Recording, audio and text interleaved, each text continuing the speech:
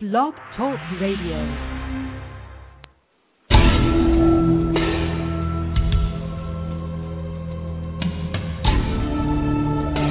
You are now listening to True Murder, the most shocking killers in true crime history, and the authors that have written about them. Gacy, Bundy, Dahmer, The Night Stalker, BTK. Every week, another fascinating author talking about the most shocking and infamous killers in true crime history. True Murder, with your host, journalist and author, Dan Zupansky.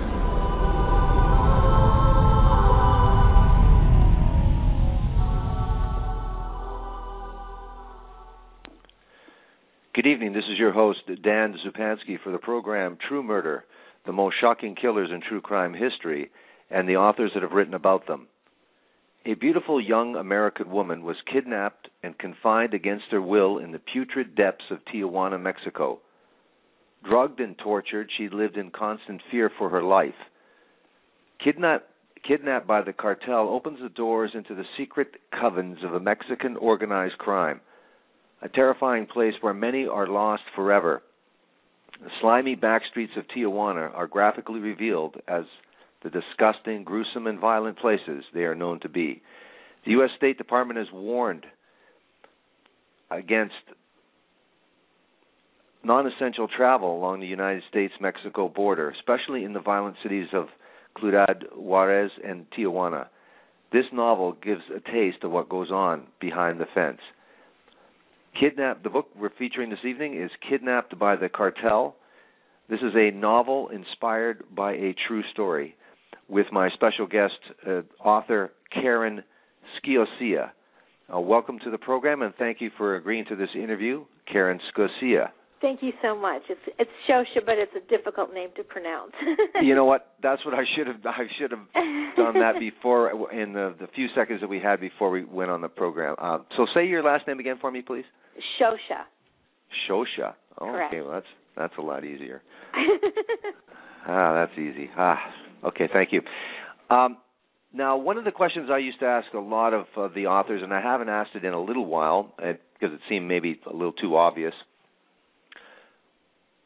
but I think it's appropriate here. Why did you want to write? Why were you compelled to write and Kidnapped by the Cartel? I call it the incident, even though that's not a strong enough word probably, but when this incident happened in our family, it was just such an amazing thing, and we could hardly believe it. And I found out that it was not an isolated incident. These things were happening. So the book was written initially as a cautionary tale, but then it has developed an audience kind of twofold. One, as a cautionary tale, and then two, for people who like to read about, crime, true crime, fictional crime, just crime stories like CSI shows, the movie Taken, things like that. There's a whole audience for this type of story. And then, like I said, there's the cautionary tale for what has happened here and does happen continuously, actually. Now, as you know, and we've had conversations that this is strictly a nonfiction program, where we talk about nonfiction books. But I made the exception in this case because our friend Kathy Scott highly recommended this story, and that obviously when you say it's inspired by a true story and you talk about the incident. Now, tell us about some of the research that you did do in order to be able to write this book and give it as much authenticity as possible, other than, of course, the relation in your family to the subject of the book, whose name in the book is Amanda. But tell us about the independent research you did about organized crime in Mexico that you did in order to write this book. Okay, well, I was involved actually in this incident personally. My family member was kidnapped, and in Tijuana, and I live in North Carolina, so after a few days I actually flew out to help after 5 days, and this person was missing 11. So after 5 days, I flew out to physically get involved in the search. So I learned firsthand many things. But then after, when I was doing research and found out that this was not an isolated incident, that these things were happening, I went to the police again in San Diego to talk more on an intelligent level and not on such a desperate level, because this situation had been was over for us, not over for other people though. And I went to detox centers and the hospitals, and I went back into Mexico several times, talked to Policia and a lot of different people, even though you really don't know how to discern who you can trust too well there. And in the pharmacias, I went into those pharmacias, and the thing about the pharmacias there is that people can go in and buy practically any drug you need a prescription for without a prescription. So you go into the border cities particularly, and you'll find a lot of Americans and other tourists buying different things. People will be buying, say, Retin-A for their face, which is a prescription, steroid shots, bodybuilders, OxyContin for people that are, and Vicodin for people who are hooked. So those are just a couple of examples that you see on a daily basis.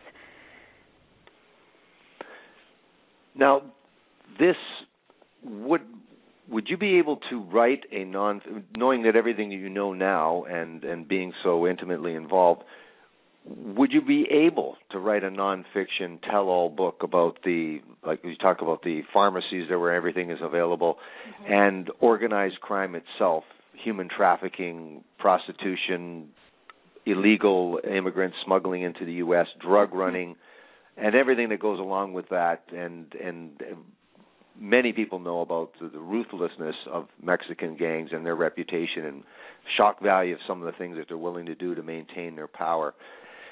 Would you be able to write a nonfiction book about this? Yes, and I would have to say that in this book, those areas are pretty much nonfiction in this book.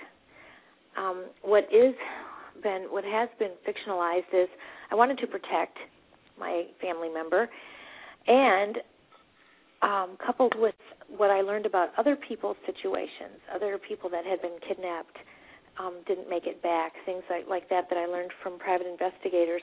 So I created a character. I created this character of Amanda and put several stories into her. Those stories are true for somebody. They're all true for somebody, and not necessarily all true for her, but they are true happenings. So these things do happen. Now, I talked to other authors. I did a lot of research. I did a lot of research in Mexican newspapers and in Time magazine, and just a lot of different people that wrote about this. And in fact, I talked to an author who lives in California but under an assumed name now, because the cartel was not happy with some of the things he wrote, and he used totally the truth, all the correct names and everything, and now there's a hit out for him. I was able to talk to him through our publishers, kind of got together and went to him, and then he called me, which was really nice of him to do, trusting, although I'm quite a trustworthy person, but nonetheless. And he gave me a lot of information, and I looked up a lot of things. So I was able to accurately talk about a lot in the book from what I learned, not only what I learned firsthand, but what I learned post the event. Okay, well, that's great. I know we've got that established, that this is a very truly terrifying nonfiction tale, and you've established primarily what it is. Primarily nonfiction, but the lead character, Amanda, in her experiences in your book, you've kind of put in some of the other people that would be captive by this cartel, those experiences, and those experiences being true. So let's get to the story, because this is a fascinating, the way you've unfolded this. You're going back and forth. We're traveling from affluence and in America, and then in Mexico, a completely different world, and you've brought the reader into that world. Tell us about, as you mentioned before, the incident. Tell us a little bit of background about Amanda, and then what happened to Amanda and how the story began. Amanda was a performer and had actually hurt herself. She had a physical injury, which she was prescribed Vicodin for. And she became addicted to Vicodin, which happens sometimes legitimately through different physical ailments or something. And it's a problem in the United States, actually. And so it was where she was having headaches with it, without it. You had to have more. She had been to a couple of rehabs, and that just wasn't really working. And what she learned in rehab was you could go to Mexico and get these drugs, just get them. Now, having grown up in San Diego, this character was very familiar with crossing the border. A lot of people would do it. They would go to Encinitas and Rosarita Beach for cheap lobsters and things like this. I've talked to many people that have done that over the years. And it was nothing to just slide into Tijuana for some drinks or just, to shop around for tchotchkes or something. So, plus, Mexicans, wealthy Mexicans, wanted their children to be educated in the U.S., so they would have established some kind of residence in the San Diego area, along with their Mexican residents, so their kids could go to school in the U.S. So she met in school lots of kids like that, wealthy Mexicans, and had gone to their homes growing up somewhat. So crossing the border, my point is crossing the border was not a big deal for her as it would be for somebody from, Wisconsin or somewhere else to go into Tijuana at that time. And this was just prior to when you needed to have a passport. You just needed a driver's license to cross the border.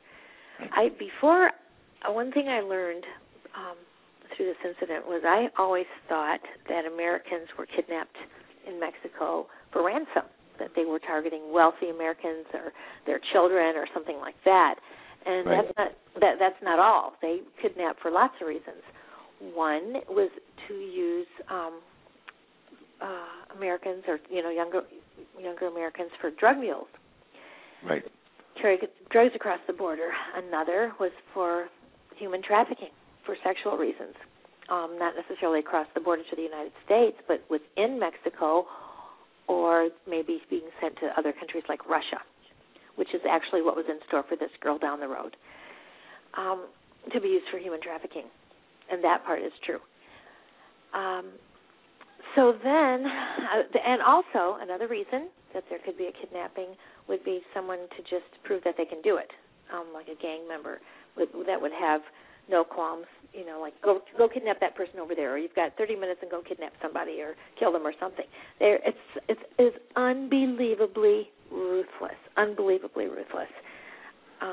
So those are some other things that I learned, was that what kidnapping could be done, why they would kidnap there. Now, how did you say that Amanda was very comfortable while going over to the border? She had sort of a party streak. She was a party girl. Mm-hmm. You talked about an addiction to Vicodin, and a lot of people are addicted to Oxycontin, some form of morphine, not heroin, but at least the opiates. So people have a sort of a taste for that, and they may have developed it legitimately or otherwise.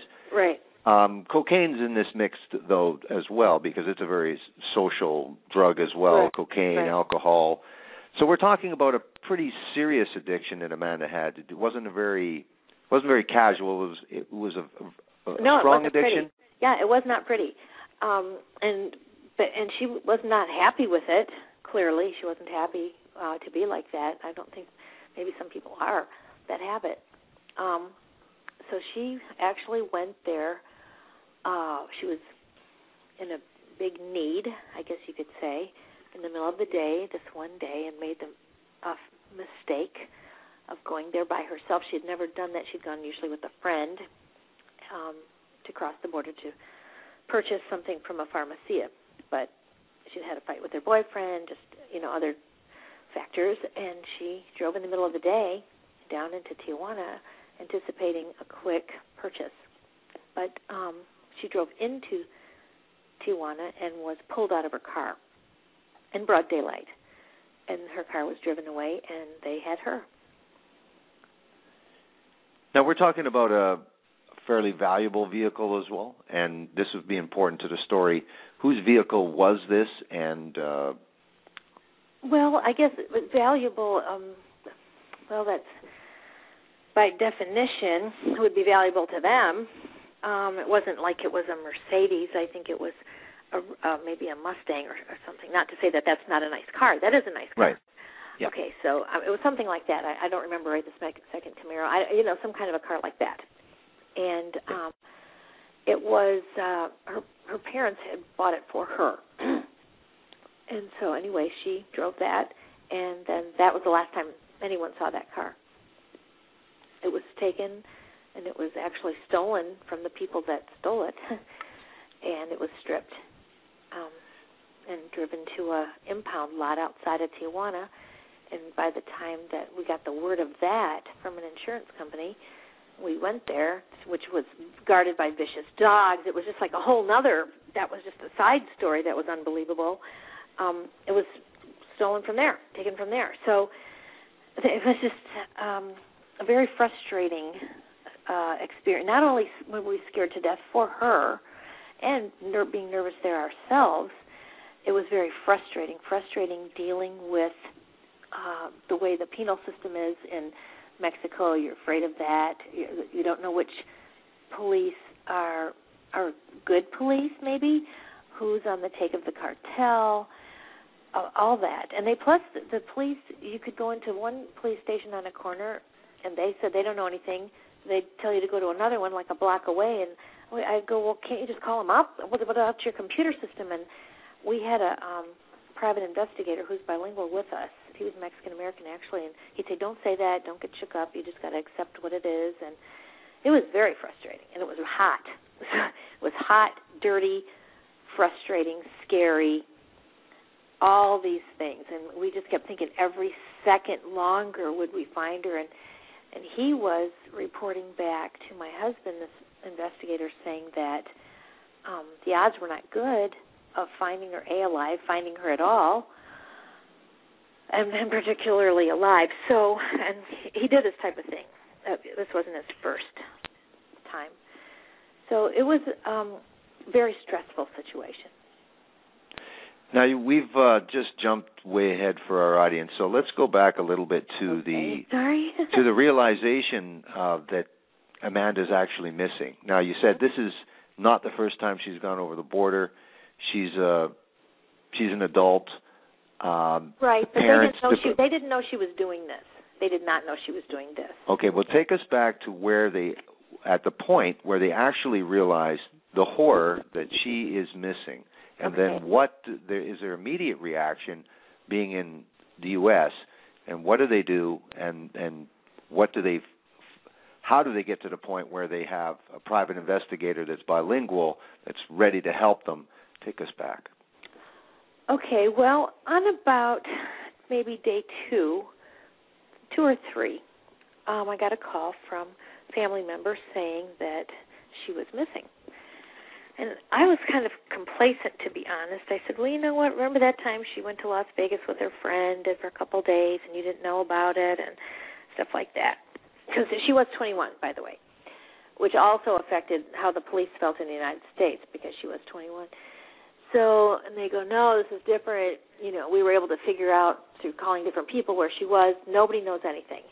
I still, because she had some problems, wasn't all that shook up, to be honest. And I feel bad about that now. And I would caution people to go with your gut. Their gut was right. And I was distant and involved in my own life and everything else, and I just wasn't quite that worried yet. However, on, I think, day 3 or 4, they kept calling her cell, and she was, they were just leaving messages. Finally, the voicemail box was full. So they knew there was a real problem because it's, just like everybody else, they check their messages all the time. They live by the cell. Well, it was one day, like I guess the 4th day maybe, third day, they called and a Mexican male answered, kind of with a thick accent, and said, F you, she's mine. And her father went berserk and called again, and a female answered, in a Mexican, and just kind of said hello or whatever, and then just hung up. So then he called me and said that, she's in Mexico. And I said, well, how do you know she's in Mexico? There's people that speak Spanish, right there. And he said the phone makes a funny ring when it's across the border. Like if you have an American phone and you cross into Tijuana, it'll work for a mile or two in, but it makes a funny ring when you're calling, and it made that ring. So he knew at least the phone was there.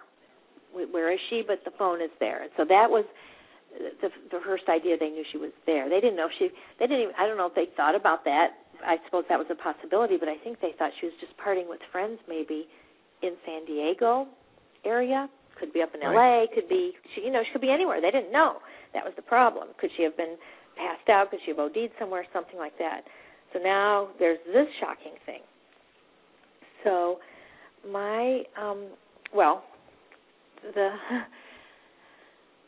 we had, somebody else got called and got, through channels of their work, of their security department, a number in Washington that they use for international problems, and they got us in touch with the company, and we got this private investigator who we hired, who lived actually in Southern California and who did help in these kind of situations. So we hired him, and then there was one of our friends was an ex-Navy SEAL, and so there was like this little motley crew, and I flew out there. When I got that message and I heard the panic in the voice, I'm like, oh my gosh, this is something. This is really something. Then I made plans and flew out, thinking I would just, help in any way I could. To be honest, I thought that I would help doing domestic things, making sure there was food to eat, that they had clean clothes to wear, that I would write something for them. I was thinking maybe America's Most Wanted. These are the thoughts going in my mind. I was picked up from the airport, and we went straight into Mexico. So I'm like, oh, wow. We made posters with her picture on it and wrote everything in Spanish, and that's kind of how it started. What was the assessment by the private investigator Reyes, the character in your book? What was his assessment of the situation first, and then what was his plan, and what was his the likelihood of success given based on his experience? Right. Well, he to her father, he always put forth a very positive face and thought and stuff like that. To my husband, say he was more real, I guess, and said the odds are not that great. We have to set expectations here.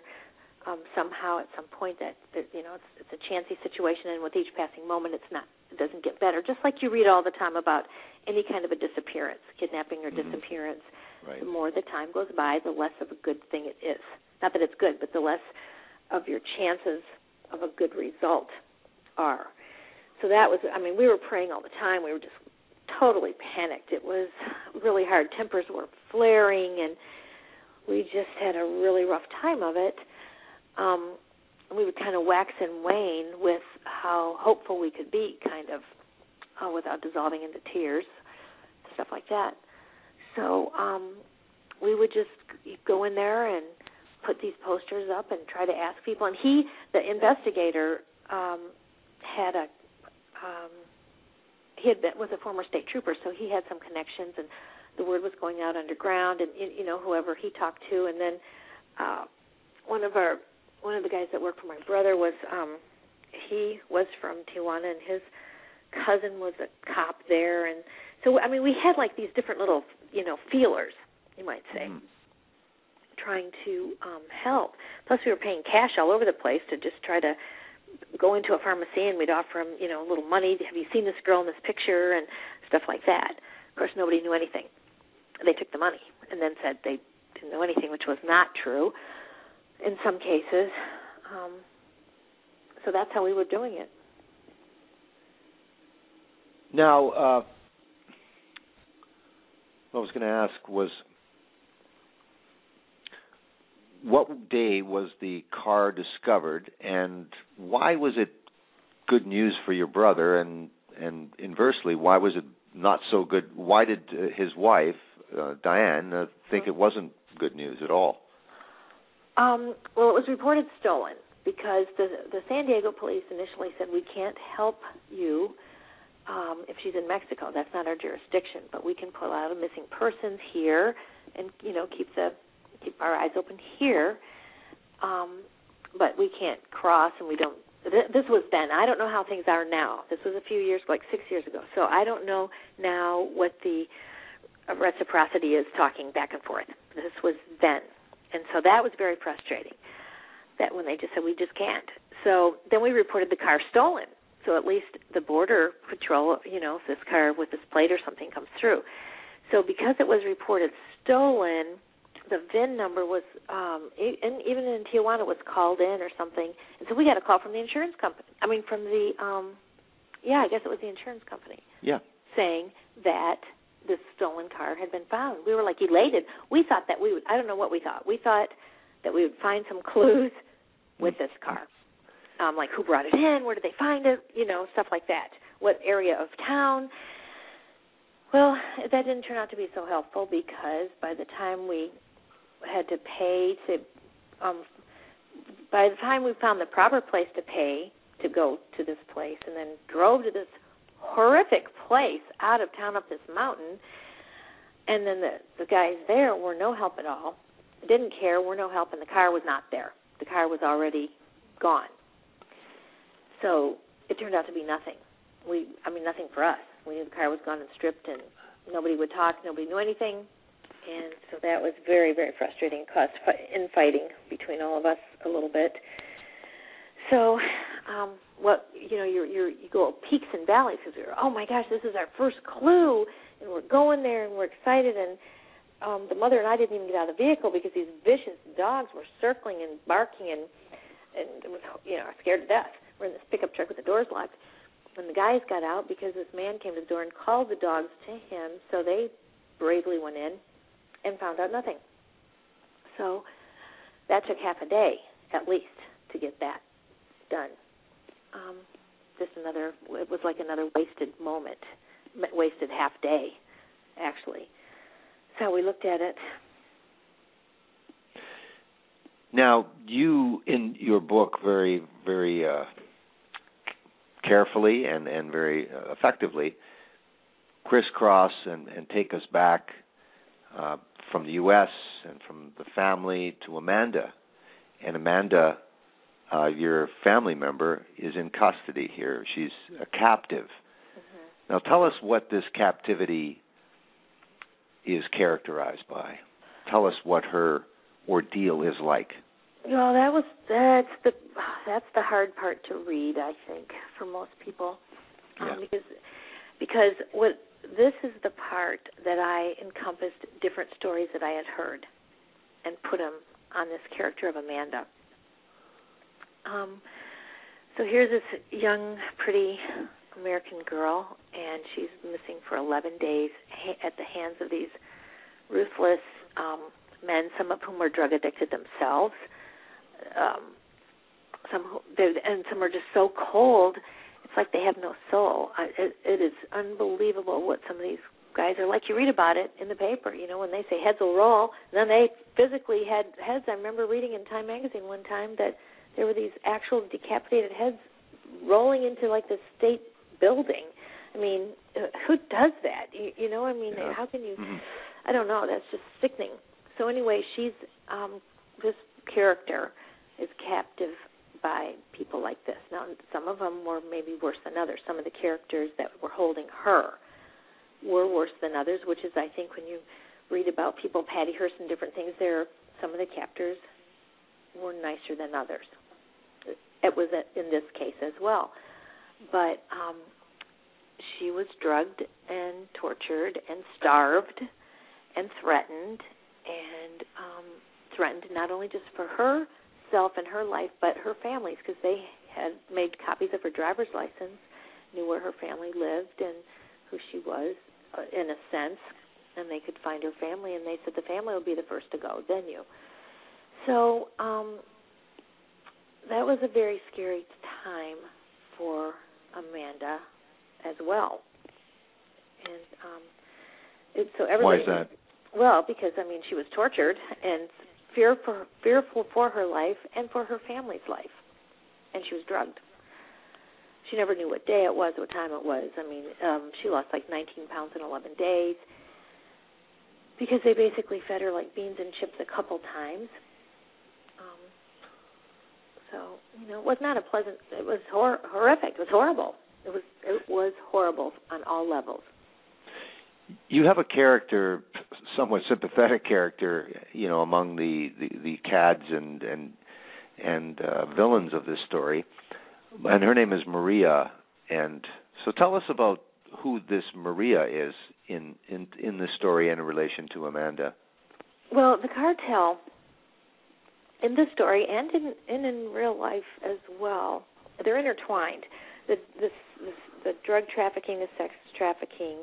These guys are all cousins, they're brothers, they're, some of the soldiers will interchange and will work with one and then the other and stuff like that, just to kind of keep everybody on their toes and keep them, even though there's no honesty among thieves, to sort of keep them honest, you might say, so that the leaders are always in control. Well, some of the females are married to these guys or are sisters of these guys, and in the book, Maria is actually married to someone and then like a cousin or a sister to someone else. And she has a little boy. And he's in this one place. They move people around. When you are kidnapped, you're often moved around different locations. And this was true here. And in one location, there was this woman, Maria, and this little boy, too, although they did move the boy out after a while. She wanted her son away from some of this. But so you get kind of a backstory on what's going on that a little bit. And Maria felt bad for this girl because she knew what could be in store for her. She knew what had happened to others. This girl reminded her of her sister, so she kind of was hoping that the worst wouldn't happen to this girl. But at the end, she really had no control. At this time, what did Amanda, if she knew anything at all, what did she think what the cartel wanted from her? In the beginning, she had no earthly idea. In fact, she thought it might be a mistake and stuff like that. And then they told her that she would get her car back. They kept saying, "You're going to get your car back and you're going to get to leave. You just do what we say," which they hadn't told her yet what that would be. But they tortured her too, physically, so and mentally and emotionally, every which way. So she just kept thinking, and she was in her drug haze. She would say, "If I could just get my car back, I'm just going to. I don't care. I'll just leave. I'll just go. I won't tell anybody anything. I'll never tell on them. Just let me go," and all this. But what they wanted her for was to be used as a drug mule. And when I actually found out how this operation was working, it was President Bush at the time, I wanted to call him up and say, "Hey, I know something." But I didn't. I was a little bit fearful, to be honest. But they wanted her and others like her to be drug mules because you only needed your driver's license to cross the border. And even though when we would cross, there would be drug-sniffing dogs and stuff, and I asked later, how could you, were you scared of the drug-sniffing dogs? And she said everything was prearranged. So there were a lot of inside jobs by the cartel. This is on the Mexican side. And they had a walkie-talkie next to her, and, they said if you give any indication at all, your family is dead, and then you. So the whole thing was quite, that's what they wanted her for initially. But then when they saw the posters, because we kept putting up posters, and the word was spreading that somebody was actively looking for this girl. Sometimes people don't look for people right away or don't have the resources or don't think what to do, or maybe that if their loved one is from Wisconsin, for example, we were right there. But, right. They're far away. Maybe they don't know that they're there or how to do it or what to do, and by the time they get there, it's too late. So not everybody gets as actively looked for in time, you might say. So we were putting up these posters. Sometimes they were being taken down, but we had them up all over. And sometimes we would find some police officers in their cars that would have a copy. So we were thrilled at that because we were trying to take them to different police stations and have them pass them out, and we didn't know if they would, and stuff like that. So we were hopeful that that would help us. Well, the cartel saw that too. So their plan, they were not happy, and they weren't going to lose. They don't want to lose anything. So their plan was to send her to Mexico City for use in their prostitution trade, and then eventually probably to Russia. And that's how people disappear. I mean, if you live through it, if you live that long as a young woman, if you live to get there, and if you live through Mexico City for however long you're there, then you can be shipped somewhere else, and your family would never find you. Now you're in Mexico. Your brother, his wife. You have a private investigator, and then there's other family members as well that are calling people. No, just an ex-Navy SEAL friend. Okay, but I'm saying that you have all kinds of support in America as well. People, if they have any contacts at all, if they know anybody or know anything, so there's actively all these people looking for Amanda. You found you wasn't very beneficial or any kind of significant help finding the vehicle in that pursuit. No. So what is the next after the vehicle and the failure of that and maybe the despondency from the lack of success with that? What's the next step in you and your family's search for Amanda? Well, the only thing that sort of saved us that day from probably shooting ourselves from being so despondent was as we left that mountainy area, we were getting back towards the city. And then, mind you, this is like a third world country. You cross into Tijuana, it is just unbelievable. It's totally different. But we saw this police car, and my brother ran up to him and with a poster. He said, "Have you seen this girl?" And he had a poster in the car with him. And my brother just about burst into tears. He said, "Oh, my God, thank God. They're looking, too, at least some." So that was like one little positive thing after that huge negative, with the car. Right. So we're kind of excited that they're looking, too. And so but then the thought crossed our mind. So this is the highs and lows. So that was a low, then a high, then the next low was, if the cartel or whoever has her, we didn't know who had her for sure. We thought maybe somebody involved with drugs might have her, but we didn't know who exactly. If they knew she was being looked for, that could be good, that could be bad. That could be bad, that they could be just angry and there could be a body tossed out just as a warning or as a F you or something, don't mess with us. Or then we would say, well, maybe they'll let her go, in our hopeful moments. So we were kind of scared. We were happy that we knew that more people were looking, but we were also scared about it because we didn't know would that make it worse for her. Wasn't there any question that she might be kidnapped, and there might be, especially now, the scenario you've just depicted, is that if there are people with resources and the means and already sniffing around in Tijuana, why can't somebody offer this safe release of this person for a ransom? Well, we were putting out the word of reward. We were, but ransom. They want people that are kidnapped for ransom are kidnapped for lots of money, very wealthy people. And actually, since this book has come out, I've had people call me who were kidnapped for ransom. I just talked to a young woman actually from California just 2 weeks ago who was kidnapped and tortured horribly she was from a wealthy family.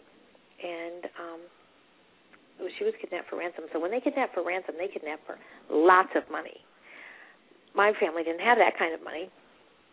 So I guess, and that wasn't their original field. They probably could tell. I mean, the girl that was kidnapped for lots of money had her own Mercedes that she drove in there, beautiful car and whatever, and sure, mine had used Mustang or something. Do you know what I'm saying? Yeah. So sure. It was just a different economic situation. But we did put out the word for reward to try to get help and stuff, And we felt that it was a race against time always. Every minute was like a race against time. But we did have clues a little bit after like several days. She was gone 11 days, mind you. So I think maybe on about the 8th day, somebody saw the poster in our hands and said, "I've seen that girl." And that started, chain reaction, you might say, of different events for the final 3 days. Describe the reaction of Diane, Amanda's mother, Stephen, the father, yourself. What was their reaction? I mean, obviously you're going through your own torment, but especially for the parents. Tell us what their reaction was when that girl said, "I've seen this girl." Yeah, it was a guy. He was actually he was like an Ultimate Fighter guy, an MMA type of guy, a champion. But he was down there where he had started initially going there for steroid shots. He's from a wealthy family in La Jolla, and he said, "I've seen her, like in the back of a pharmacia." Doing. So that's another thing. You could buy your OxyContin. They take you in the back room. You could chop it up and just snort it right up there. So they keep. That's how they keep you hooked too. That you don't even just get the pills to take and leave and try to bring them across the border. Say a handful in your pocket, and take the chance. You can just do them right there. Sure. So and he had said he had seen that. He called her not by the correct name. Like the character's name is Amanda, and I don't remember what he called her in the book, but it was a similar name. And we go, that's close enough, because he was high at the time too. He was like he had been drinking too. He was like sort of weaving. We didn't know if it was for real, but he didn't say there's Susan. It was like something close to Amanda, or maybe because sometimes she went by Mandy, and I think maybe he said Mindy, something like that. So we're like, yes, that's close. That's got to be close. Plus, mind you, we were practically hysterical that somebody said something. So he was hungry. We gave him food. We were trying to give him some money to guide us. And he took us on a kind of a wild goose chase at first. And I was angry. I was angry because he wanted to eat again. We just fed him, and then we all hop in a cab and go into this horrible middle area of Tijuana. He goes, "Well, here's where I like to eat." And I go, "Eat? I mean, you just ate." And so we go into this place. My brother's going, be quiet, don't shake them up. So we go in there, and there's 4 guys now, and me and my sister-in-law. And he says to me, "You should get they have the best hamburgers here in town." And I'm like, you know what? I'm not going to order a hamburger here. I don't think they even have codes or anything. I said, I think it's probably some mystery meat. And he actually lunged at me over over this chair, and the other guys had to pull him off, and he's this Ultimate Fighter, and they go to me, "What are you doing?" I go, "What am I doing?" Well, I don't even want to, so we're all like fighting right there. And amazing. So, yeah, I mean, your tempers just go, crazy. I didn't like the guy. I didn't believe him. I thought he was going to take everybody for a ride, and so my brother's begging me to be quiet, and so it was kind of, there were all kinds of sub-things going on while we're wondering and looking and trying to find her. Did he point in the direction for the family, the pharmacia that he saw Amanda recently? I mean, were we talking about this trip, or were we talking about other trips? And based on that information of that pharmacia, what did you and your family then do? Well, he did. He did say we walked several blocks, and he goes, "I know we were in that one, in the back of that one." So he didn't want everybody to go in like a parade. So he picked me and maybe my brother, and maybe not the interpreter, though. Even though I can speak Spanish, I can't. I'm not. If they go really fast, I lose a lot. Right. So we go in there, and he says to the guy, "Hubby, where's that girl?" He goes, "That girl with the long hair, blah blah blah." The guy, first of all, he's acting like he can't speak English at all. He doesn't know what he's talking about, and we're trying to offer him money, and then we get thrown out at the end of it. Long story short, we get thrown out. So then the Ultimate Fighter sort of blames us because he said you acted too desperate, and so everything was like very tense, very tense. Yeah. It was not just nicely walking in and trying stuff. It was very tense, and I didn't even know if he was making it up either, this kid, because he wanted money. Sure. Which he got, but nonetheless, and food, clearly, often. Yeah, clearly. So, you know, it was hard. It was really, really hard.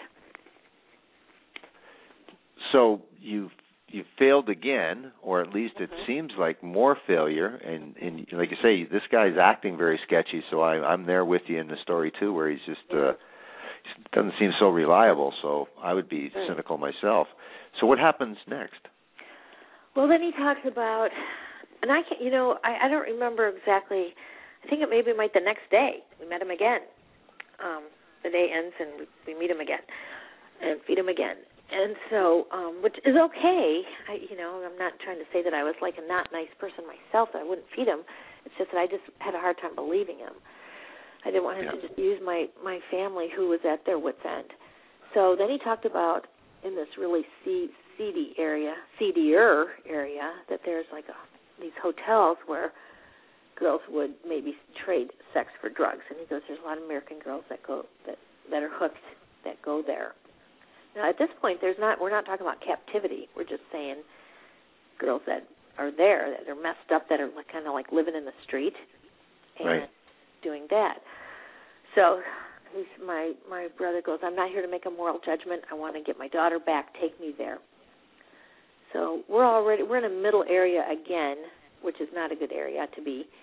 And so the private investigator says he's going to take me and my sister-in-law back to the border area, at least like towards McDonald's, which was safer, and they would go to the other guys would go to the hotel, he would join them. So we do that. She and I are back there by the border closer, and these guys are roaming around going into these icky places, and they go into this one hotel where he's seen, or I guess maybe he's even done drugs with girls. I don't know his whole story. I just know some of it, and it was enough. But she was not there. So there were girls there, but American girls, but she was not there. So I remember my brother said that he was on the one hand kind of relieved, but on the other hand not, because he wanted to get her and this to be over with, but then he was kind of relieved she wasn't there. It was a horrible situation, very seedy and very, it's more graphically described in the book than I would really want to say on the air. So that was another day. Then... Well, you should say it on the air because it is the most shocking killers in true crime history. So but you've heard it's hard to say it. It's hard for me to actually.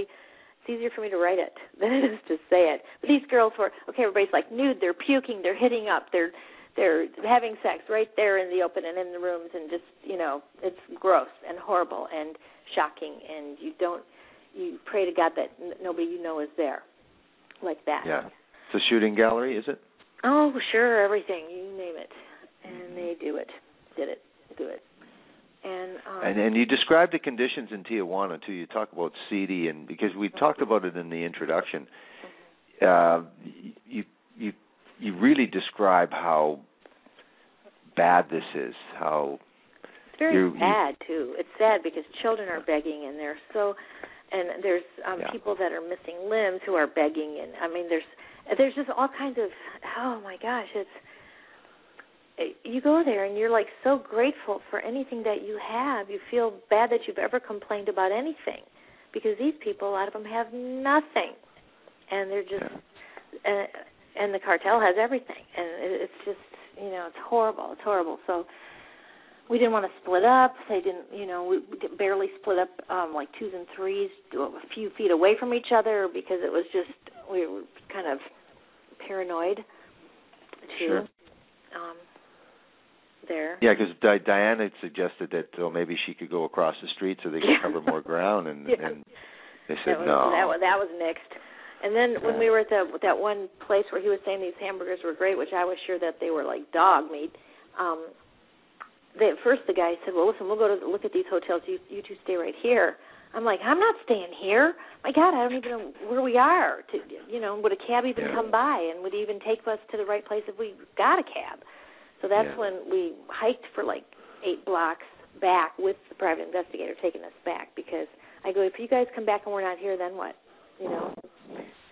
So there's a lot of stuff, a lot of fear going on in so many elements, so many levels. But one thing that the Ultimate Fighter did do was he had a friend who was a police officer in the Mexican police force, and he said he knew that this guy would help us off hours, like, off book. Sure.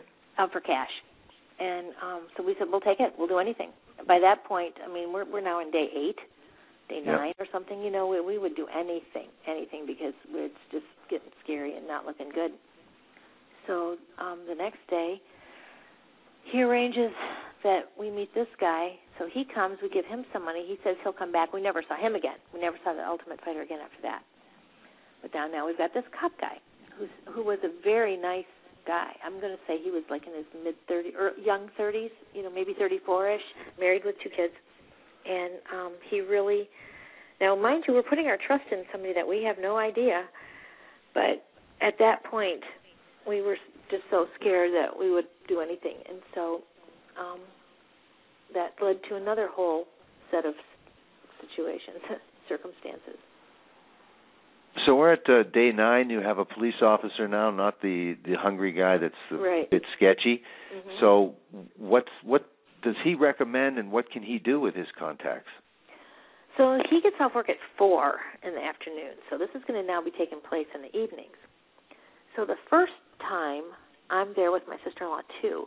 But then after that, since this is taking place, the meeting with him is like at night more, it was determined that we wouldn't be there. So we stayed in San Diego the last 3 nights, because we went in the day, but then we'd go back. We took the train back across the border and then hopped the train because we didn't want to be there at night. And they didn't want us there at night either. So now the cop knew, being a cop, places that are even worse. It's called Zona Norte. There's an area called Zona Norte that is just really, it's like hell on earth, really. People are doing anything with anybody and all kinds of drugs and all kinds of gross things just in the streets, everything. There's prostitutes everywhere. It's just, drug addicts everywhere and stuff like that. So there was like 4 of them, 4 guys. And they would go, 2 would watch their backs, and 2 would go into a bar, and then they would come out, trying to find her with the posters and stuff like that, and cash. And so I'm going to say that maybe on night 10, somebody who was messed up an American who was messed up said, I've seen her here in that area. And with 2 Mexican guys in the evening. And so the plan, by this time it was midnight, but he said he thought it was earlier in the evening, like 8 or 9, that he had seen them. So the plan was to come back the next night and look again. So that's what they did. And tell us about the next night. What did they encounter? And before you do that, what was their... Did they share the information with? Obviously, they shared this information with yourself and Steve's wife. Mm-hmm. Tell us what was the feeling like when you got that little bit of information? It seemed optimistic. What was it like for you and for Dan? Yeah, well, we were hopeful that this person was telling the truth. Mind you, he was on drugs. And they gave him, there was a reward, and he knew it. So I'm skeptical always. So there was that. But then there was the thought that maybe she was alive. That was the big thing, was that maybe she would be alive and still in Tijuana also. Great. So we were hopeful about that. But we're scared to get too hopeful. You're scared to because when the lights go out and you get in bed at night, boy, your mind just takes you to every horrible thing you've ever heard. Sure. So, you get scared to think about it.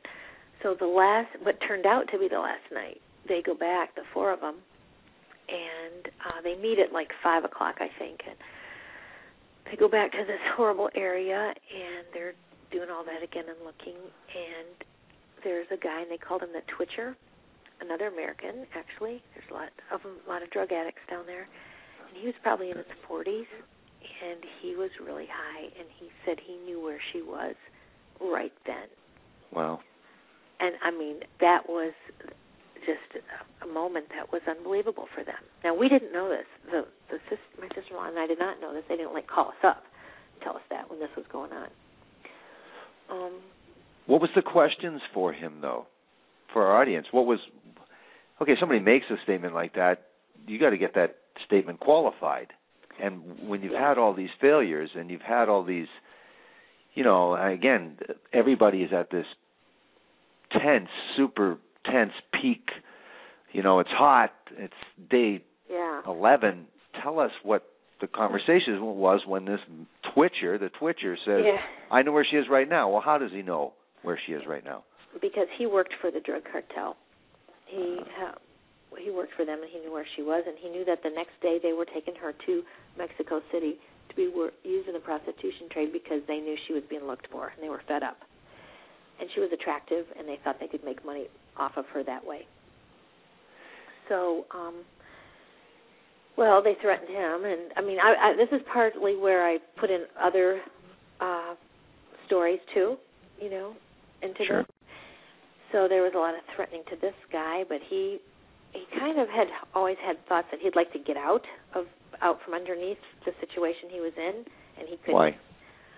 Well, it was a horrible life, and he wanted to get away from it and maybe get back to the States. He hadn't seen his family in years, and he would have moments of clarity thinking he would like to do that. And so here they're offering him cash, and he's like, maybe I could just take the cash and go. But that's not what ultimately happens to him.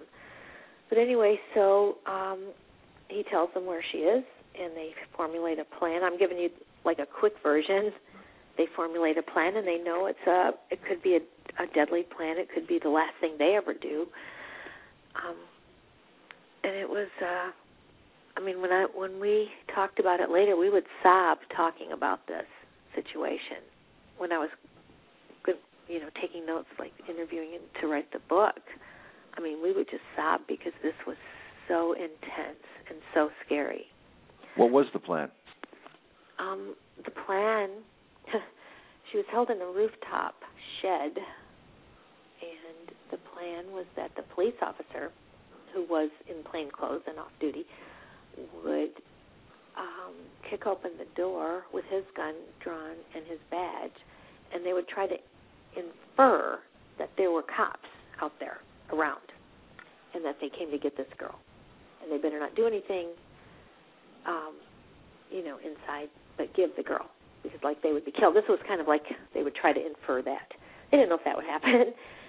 Although the Twitcher did say that there was a good chance that the guys holding her would be high, because they weren't expecting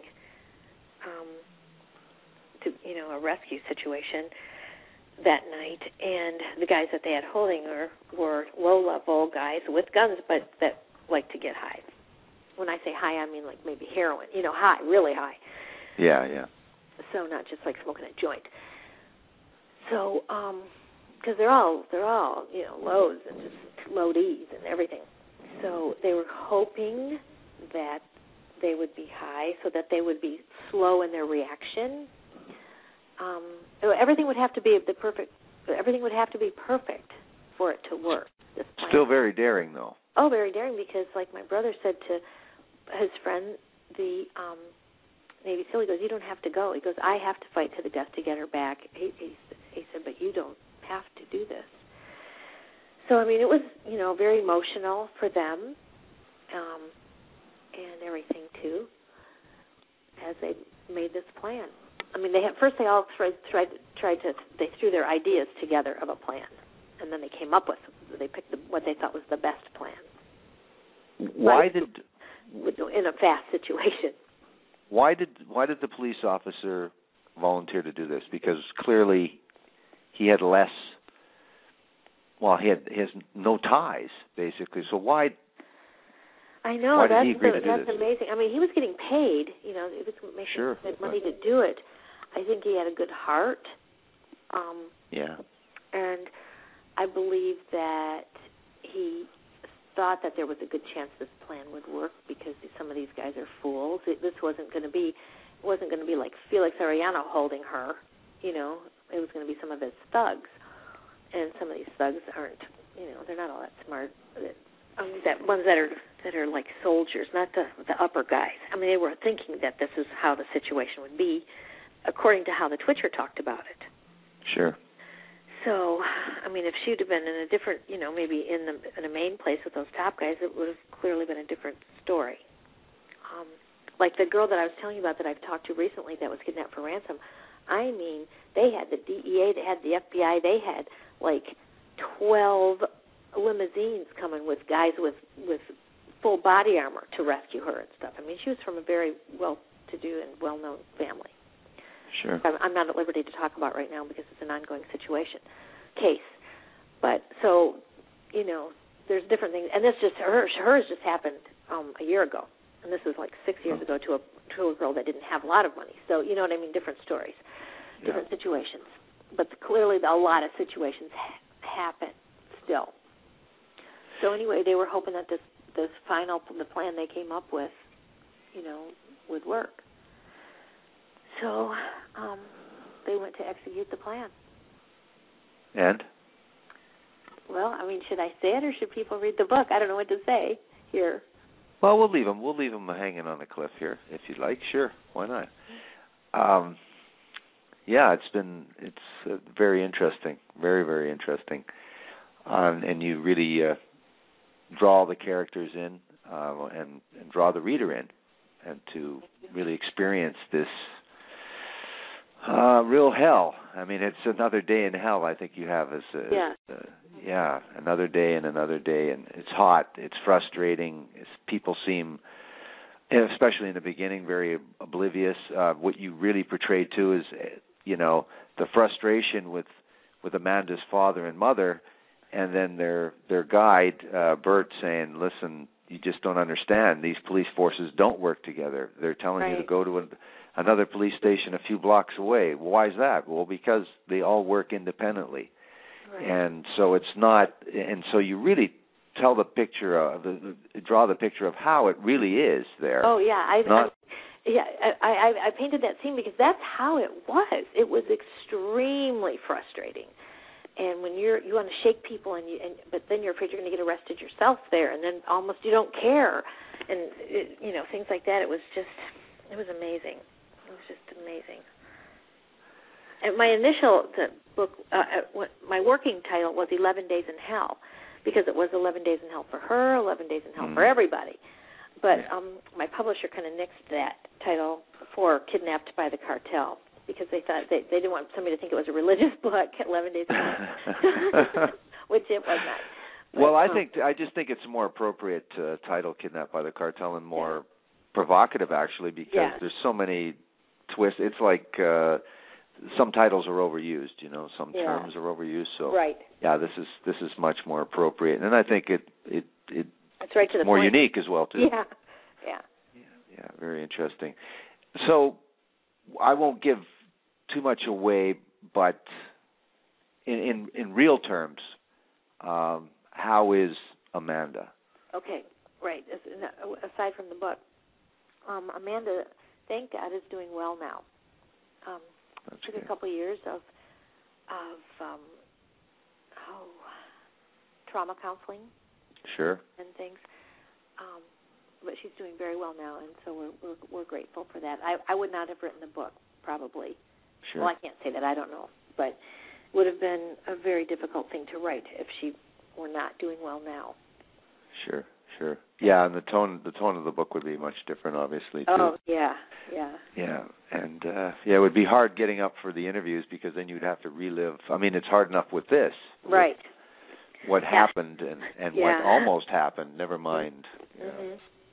Well, I was on a TV show 2 weeks ago in New York, actually, and it was hard. It was hard to talk a little bit about it on camera, even, when I could put myself back into that spot. So it was better to talk about the character in the book. Do you know what I mean? Yeah, absolutely. Yeah. Now, for those that have been listening to the program, do you have a website? I do. You can get the book at www.kidnappedbythecartel. Where you can go to Amazon. You can go to BarnesandNoble.com. You can get it for your e-reader. You can get a book. Great. Yeah.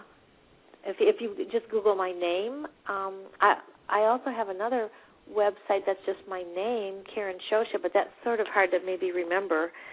But like if somebody wanted a signed copy or something, they could contact me that way.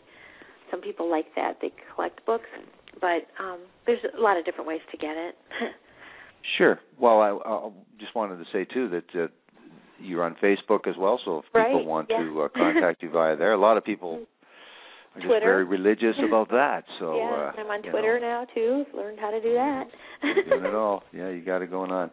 Yeah, for those that are listening to the program, the book that we were profiling this evening is Kidnapped by the Cartel, and this is a novel, which is fictional, but it's inspired by a true story. And for those who have been listening, it's one heck of a true story.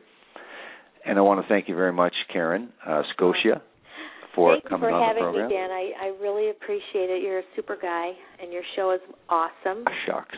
Well, you've been a great guest, and thank you very much, first for a great read and for a great interview, and something that we normally don't have on True Murder, sort of a happy ending, because True Murder, we just don't have those. So for once, a little bit of a rarity. So I want to thank you very much for that and wish you all the best of luck with this. And, again, great book, and thank you for this interview. Thank you so much. Nice talking. Thank you, Karen. Okay, bye-bye. Good night.